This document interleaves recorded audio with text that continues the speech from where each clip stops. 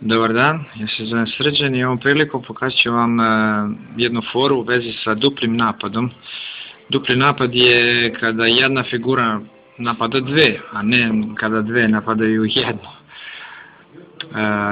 Ovo je recimo otvaranje koje se zove Benonijeva odbrana i u ovom slučaju pokazat ću vam kako crni može da napadne figure belu.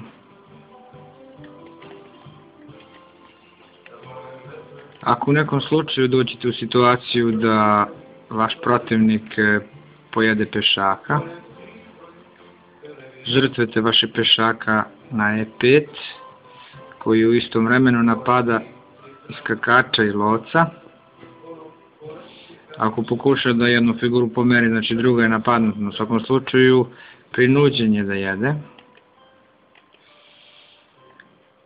što prouzrokuje šah na A5,